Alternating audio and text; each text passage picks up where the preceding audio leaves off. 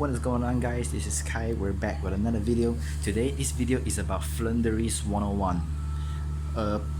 Some people requested me for a Flundereeze deck profile, and after that they wanted to know the text and the simple combos, like their tricks or mechanics. How does it work? Is it really like Monarch? Well, to answer that question, I'll be explaining about all of that, the staples, the mechanics, the little tricks, the mini combos at the end, so you guys get to know better about this deck.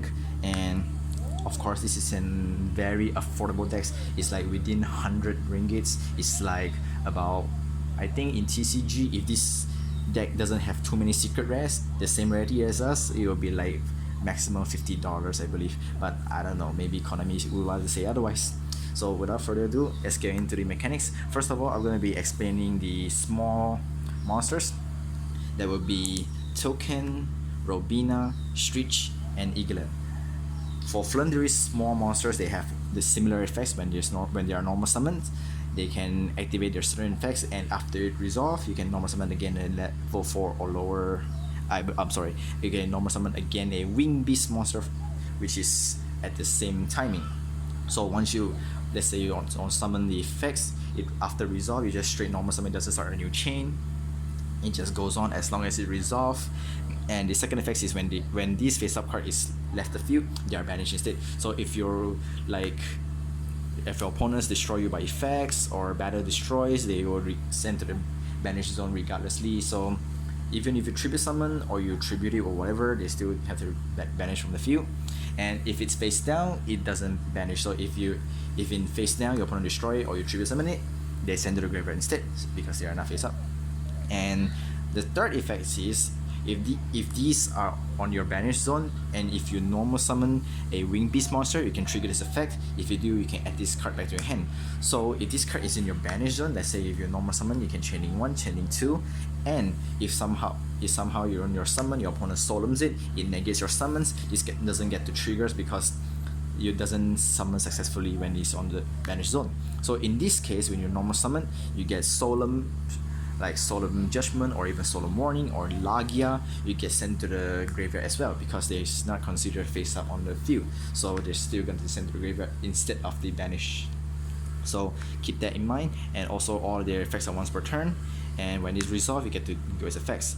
But of course, be mindful of Stritch because it says when normal, you can banish a card from the graveyard, and after this effect is resolved, you can normal summon a Wing Beast. So if the card is somehow lost, and aka lost targets, you can't resolve the following effects of normal summon again because you lost target, it doesn't successfully resolve, so you don't get to normal summon again. So we keep that in mind. And also as token, it says add back a card from banish. So if you like chain link 1, chain link 2, you add this card to hand, and when chain link 1 resolve, you don't have the targets at the banish, so you don't get to resolve, you don't get to normal summon again.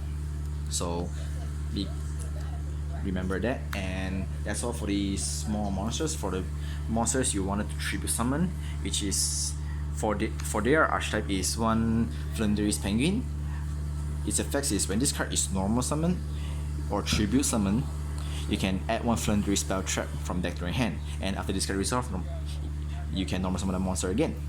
And it says normal summon a monster, so you can normal summon any monster if you want, as long as it fulfills a requirement. You can normal summon again, maybe like you can normal summon a Veiler, normal summon the Ash Blossoms. It doesn't matter because it's just normal summon the monsters. And the second effect is when this advanced summon monster is on the field, and it basically negates all your opponent cannot activate monster effect that is special summoned in attack positions on their field. So it's basically skill drain, but this not allowing them to activate, so they can't even pay the cost. So if this card is on the field, your opponent basically just skill drain their face up special summon attack position monsters. And their second effect is when this card battles your opponent's monster during a damage steps, you can banish one card from your hand and half that monster's attack defense until the end of turn. So you can banish literally any card. You can banish your small monster, so next turn when you summon, you get to chain block like chaining 1, chaining 2, so you can chain block your opponent's Ash, so you get to go off. And this is one of the best tribute summon. For the other variants, because we got options like Ryza the Mega Monarchs, Apex Avian, Miss Valley Apex Avians, and of course the Dark Simorgh. All of these are wing beasts, so you can get to search by Eaglin, because Eaglin says you can search a level 7 or higher wing beast monster, so you can search literally any one of them.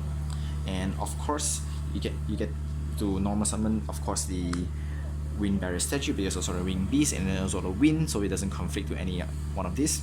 And for Dark Simor, this one is very tricky one, because when this card is on the field, it is treated as wing attribute, so you have to remember it's only on the face on the field. If it doesn't, it's still treated as a dark. So if you're playing something like consider of attribute, so you'll be mindful of that.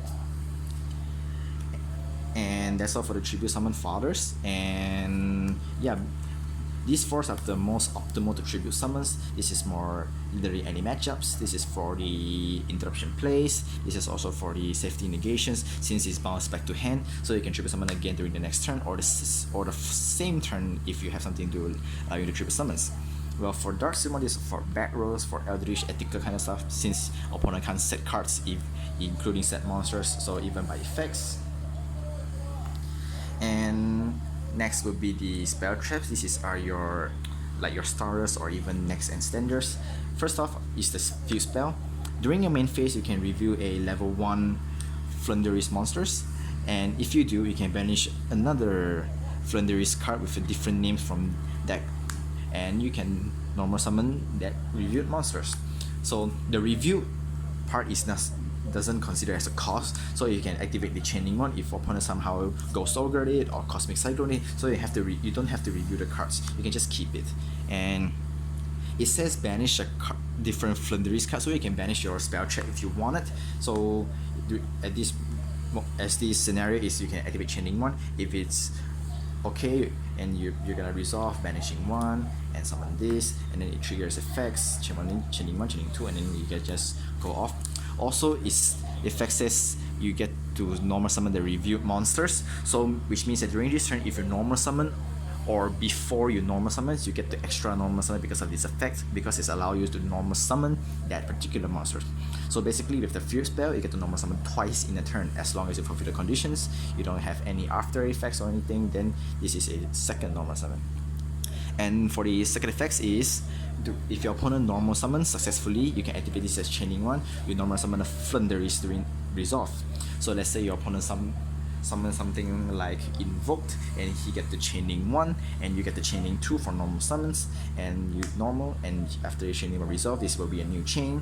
And yeah, that's how it's going to work. This is only normal summons. Your opponent special summon monster, that doesn't count. And for the continuous spells, is this one seen less play, but I believe this is a good card on its own. And its effects is when this card is face out on the field, if you tribute a monster that requires two tributes, you can send one of your monsters and one of your monsters to the graveyard as a tribute summon. So this card doesn't consider as tributed the monsters, it just send both monsters to the graveyard as a tribute summon, not as tributes monsters. So if that's a little bit conflict with the Stormforth of the Monarch, so we keep that in mind. And the second effect is during your main phase, if you activate this effect, you can review up to 2 wing beasts from your hand and return them to the bottom of your deck. If you do, draw the exact same number. Some people don't play this card because we do play the hot variants, like we play in cards like Pot of Prosperities, Pot of Extravagance, and of course the Pot of Duality. This two is already considered draw. After using this, you can use any draw these effects, but Duality doesn't draw, it just search from the top of the decks. So if you so these three does conflict to each other, so keep that in mind. And mostly we play one because we want to send off my opponent's stuff as easy as it could. And for the third of the spell traps is the Dreamland. This is basically, I would say, the attack of the monarchs. I forgot the names. During your main phase or opponent's main phase, you can activate this card, and after the resolve, you normal summon level 4 or lower wing beast. So your choices is all of the level 1 Flundereeze, and of course the wind barrier statues. Like you can flip this as chaining 1 or chaining 2 if your opponent activates some things, and resolve, you can normal summon this and it just holds their special summon or anything. And if this card is in the graveyard, if you tribute summon a level 7 or higher monster, not necessarily have to be winged beast, you can banish this card from the grave and you get to flip all your opponent monsters to face down. So basically this is used use CT, but you have to tribute some of the monsters. So in this scenario, let's say we have something like we already have 2 monsters on the field, and during your opponent's turn you can activate this, and then you say you want to normal summon. Let's say you normal summon Toucan, and then it's effect chaining 1, you act this one, and this one goes into the graveyard, and if you resolve, you can triple summon. Let's say you triple summon the Apex Avian, and this will triggers the grave effects of Dreamnet, so you get to turn your opponent monsters all face down. So it is really good, and because of it is banished by itself, so during the next turn if you have Toucan, you can normal summon, you can add this again and recycle it over and over again. If you can use it like multiple times to interrupt your opponent's plays, which is kind of nice. And of course the second effect is once per turn, so you have multiple copies in the graveyard, you can't just banish and close up everything. So be mind that although the first effect is not once per turn, but yeah, the second effect is once per turn. And of course now is for the support cards or interact with them with the Gold Sarcophagus. Of course we're playing the Vanish Pals, the Terraforming, we wanted the Fuse Spell that much. The Fuse Spell is basically free normal summons. And Book of Moon, this is for the Veilers and Imperm target. Let's say you summon and activate Chain Link once, and your opponent like Imperm or Veilers, you can activate this and flip it face down, and you still get to resolve the effects, but not for Ash though.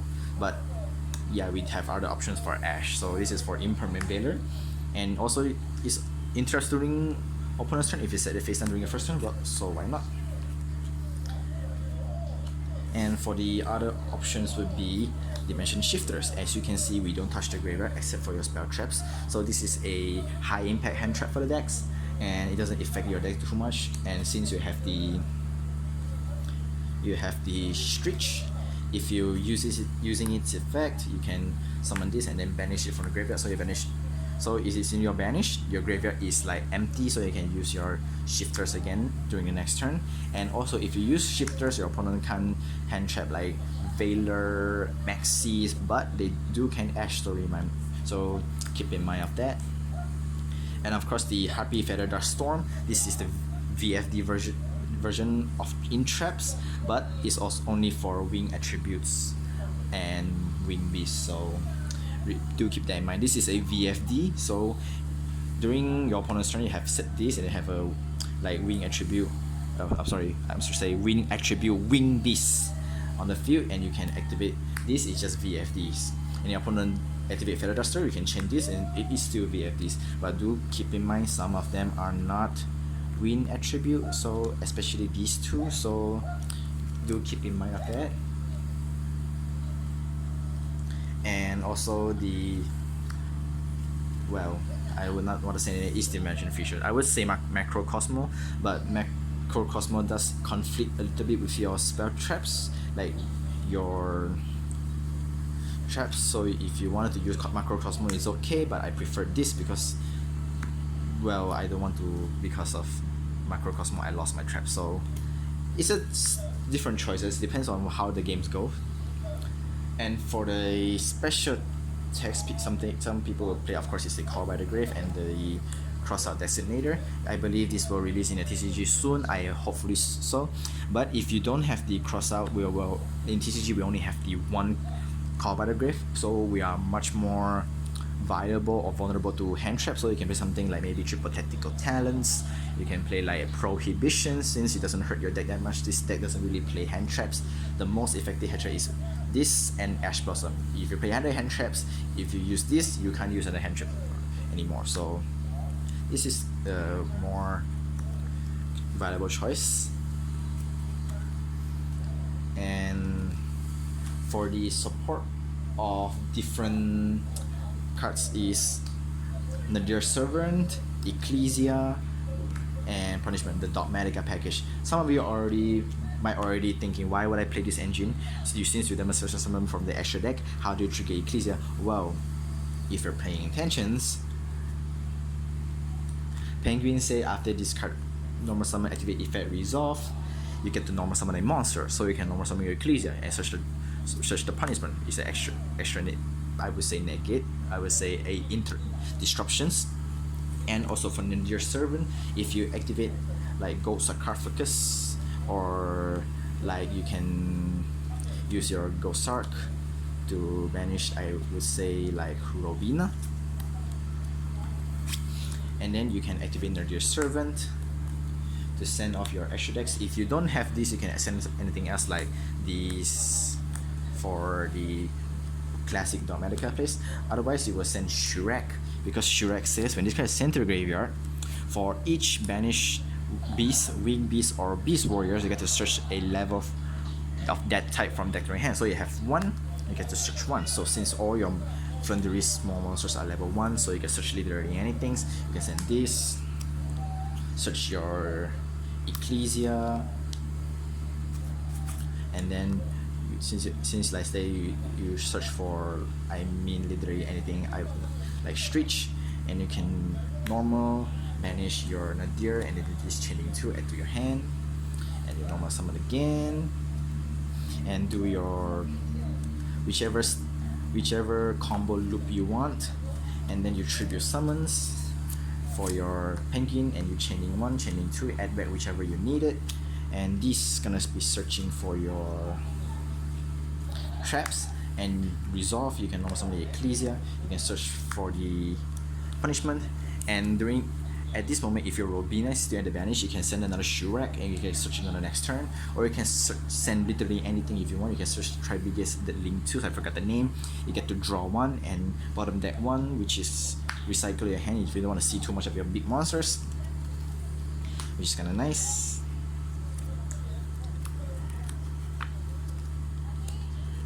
And of course, if you play Ecclesia and the others, you can escape something like there can be only one, or Rivalry of the Warlords, but not Rivalry, what am I kidding, is there can be only one, so you can have this, can be destroyed by battle from extra deck.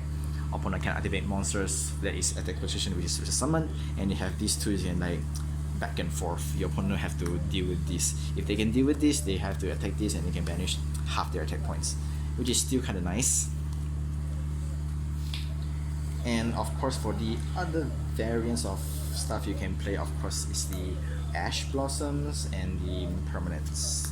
I wouldn't play more than these hand traps. I would not play Maxis, because Maxis, like I said, it conflicts with the Dimension Shifters, so you don't want to play that much. And for the pots, I believe you wanted to max out these two more than this. The amount ratio would be like 2-2-3, because you don't have that much of an extra deck for you to send anyways. Especially if you play the Dogmatika engines, this will be less, so it will be 3-1-3. This is the perfect ratios. For this, you blind draw, you doesn't really necessarily draw what you want, because this deck is very specific on the small ones than the big ones. For this, you get to flip your top of the decks, you dig even more, and of course this doesn't need to mention, you dig even more. So you get to search more, dig more for your small monsters, for your, I would say, hand trap hits, or even your fuse spell for extend even more. Yeah, so guys, that's basically the deck now. If you got anything wanted to ask, or any suggestion you want to let me know it down in the comments, I will be reading every single one, and of course replying every single one. And hopefully you guys enjoy this kind of videos. If you guys really enjoy this kind of videos, I will be doing more in the futures for literally any decks I can afford to have. And of course, hopefully we can get back to locals as soon as possible, get more deck profiles, get more interaction with the locals, play more real life Yu-Gi-Ohs, and get to know more, of course, have more fun. And yeah, that's all for the video. Hope you guys can like and sub the channel as always, and take care of you guys. We'll see you guys next time.